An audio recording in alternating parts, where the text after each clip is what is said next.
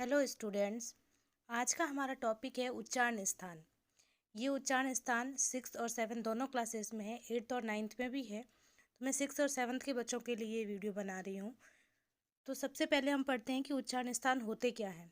उच्चारण स्थान का मतलब होता है कि वर्ण का उच्चारण कहाँ से होता है। वर्ण का उच्चारण मीन्स कि जब हम किसी वर्ण का उच्चारण करते हैं तो हमारे मुख में जो भाग, जैसे दांत है, जीवा है, कंठ है, तालु है, मुर्दा है, उनमें से कौन सा भाग जो है वो हमारा ज़्यादा एक्टिव रहता है, उसे हम क्या कहते हैं, उसका उच्चारण स्थान कहते हैं। या फिर हम ये कह सकते हैं कि जब हम बोलते हैं तो हमारे मुंह में क्या आती है, हवा आती है। हम सबको पता है, क्योंकि जो भी हम बोलते हैं, जो ध्वनि है हमारी, उसका माध्यम होता है वायु। अगर वायु ना हो, यानी कि एयर ना हो, तो हम जो बोल रहे हैं वो दूसरे आदमी को सुनाई नहीं देगा।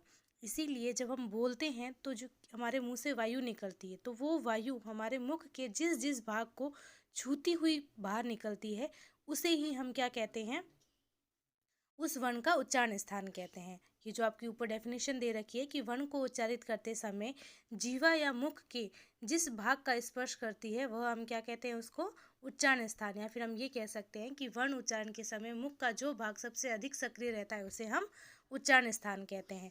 संस्कृत में कुल 7 उच्चारण स्थान माने गए हैं: कंठ, तालु, मुर्दा, दंत, ओष्ठ, नासिका और जीवा मूल। कितने हैं? 7। कंठ, कंठ यानी हमारा जो गला है वो भाग, वहाँ जब आप कोई वर्ण बोलते हो तो वहाँ वाइब्रेशन होगा, तो हमें स्वतः ही पता चल जाएगा कि कंठ में कौन कौन से वर्ण। जैसे मैंने बोला क, अ, तो आप देखिए आपके जो कंठ है यानी कि गला है, उसमें आपको क्या होता है, वाइब्रेशन होता है। दैट मीन्स वो कहाँ से निकला है, कंठ से।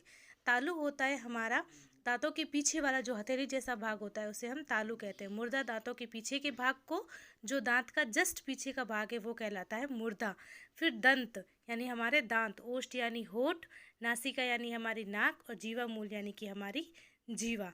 तो जब आप वर्णों को बोलोगे तो आपको ऐसा लगेगा कि जैसे हमारी जीवा या वायु जो है वो कंठ को स्पर्श कर रही है, तालु को कर रही है, मुर्दा को कर रही है, दंत को कर रही है, जब आप बोलोगे तो उच्चारण स्थान कितने होते हैं? 7। सबसे पहला हम लेते हैं कंठ। कंठ से कौन कौन से बोले जाते हैं? क वर्ग यानी क, ख, ग, घ, ड़। उसके बाद अ और आ, ह तथा विसर्ग, यानी कि ये जो इतने वर्ण है वो किससे बोले जाते हैं? कंठ से। आप बोल के देखिए क, एकदम यहाँ से ध्वनि आएगी। आप बोल के देखिए अ, देखिए अ, ह, विसर्ग में ह, देखिए कहाँ से ध्वनि आती है, बिल्कुल कंठ से ध्वनि आती है। अगर आप याद कर सके तो इस सूत्र को याद कर लो तो आपको सब याद हो जाएगा। अ कुह विसर्जन्या नाम कंठ, यानी कि अ यानी आ, कु यानी हमारा क वर्ग, क, ख, ग, घ, ङ, ह और विसर्ग किससे बोले जाते हैं? कंठ से। दूसरा है तालु। इचयु शाना नाम तालु, यानी कि ई और बड़ी ई, च वर्ग यानी च, छ, ज, झ, ण, य और श किससे बोले जाते हैं? हमारे तालु से बोले जाते हैं, है ना। बोल के देखिए च। ये देखिए हमारा जो जीभ है वो किसको टच कर रहा है? बीच वाला, यानी कि दांतों के पीछे का जो भाग है वहाँ टच कर रहा है ना। बोलिए छ, तो आपको खुद ही पता चल जाएगा कि हम कैसे उच्चारण कर रहे हैं। फिर आती है हमारी मुर्दा। मुर्दा से बोले जाते हैं रिटूर शाणाम मुर्दा, यानी कि री, ट वर्ग, र और श। फिर आता है दंत। रतुल साना दंता, यानी कि री और तू यानी मेरा त वर्ग, त, थ, द, ध, न। फिर ल और स जो कहाँ से बोले जाते हैं?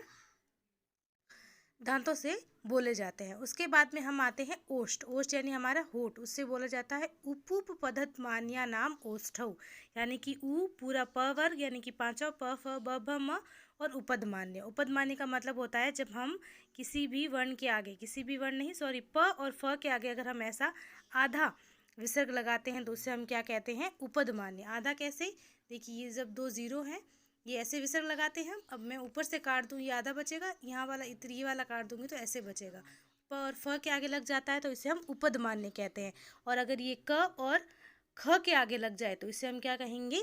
जीवा मूल। ठीक है, तो ये देखिए आगे हम आते हैं तो नासिका। नासिका में से न, म, ग, ण, ना नाम नासिका च, यानी कि 5 वर्ण, यानी कि पांचों वर्गों के पीछे वाले वर्ण म, ग, ण और न क्या कहलाते हैं? नासिका से बोले जाने वाले उच्चारण वर्ण कहलाते हैं। उसके बाद में आता है जीवा मूल। तो जीवा मूल से जीवा मूलम, यानी कि जो मैंने अभी बोला क और ख के आगे मैं अगर आधा विसर्ग लगा देती हूँ, कैसा, सॉरी, आधा विसर्ग लगा देती हूँ। कैसा विसर्ग लगाऊंगी? आधा विसर्ग, यानी कि ये मेरा क लिखा हुआ है, इसके आगे मैं आधा विसर्ग लगा दूं, और ख लिखा है, ख के आगे भी आधा विसर्ग लगा लूँ, तो क्या बन जाएगा मेरा? जीवा मूल। तो ये मेन एकदम बोले जाते हैं, इनका उच्चारण वैसे संस्कृत में होता नहीं है, क्योंकि हम विसर्ग को आगे बोलना पड़ता है, जैसे कह, अखह, अकह, इस तरह से बोला जाता है, तो इनका ज़्यादा यूज़ होता नहीं है। उसके बाद में मैं आती हूँ कंठ तालु, यानी कि कई वर्ण ऐसे हैं जो दो उच्चारण स्थानों से बोले जाते हैं। कंठ तालु, कंठ तालु से बोला जाता है एदे तो कंठ तालु। ये देखिए सूत्र से स्पष्ट हो रहा है कि ए और ऐ से क्या बोले जाता है, कंठ तालु। उसके बाद में कंठोष्टम, ओदो तो कंठोष्टम, ओ और औ किससे बोले जाते हैं, कंठोष्ट से। दंतोष्टम, वकारस्य दंतोष्टम, तो वह से कौन कौन से बोले, सॉरी जो वह है वो किससे बोला जाता है, दांत और ओष्ठ दोनों से। वह एक ऐसा अकेला वर्ण है जो सिर्फ दंतोष्ट यानी कि दांत और ओष्ठ दोनों से बोला जाता है, दांत और ओष्ठ दोनों से बोला जाता है। कौन सा, वह उच्चारण स्थान है ना।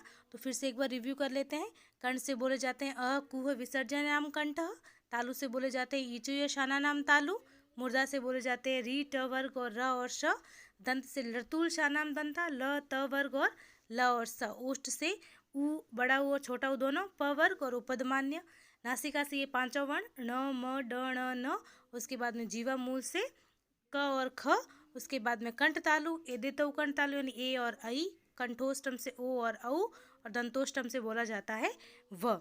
ये नीचे कुछ आपके लिए अभ्यास प्रश्न हैं, इनको आप सॉल्व करिएगा जैसे मैंने ये बताए हैं, और इनको आप याद करोगे तो आपको इजीली याद हो जाएंगे। अभी तक के लिए थैंक यू।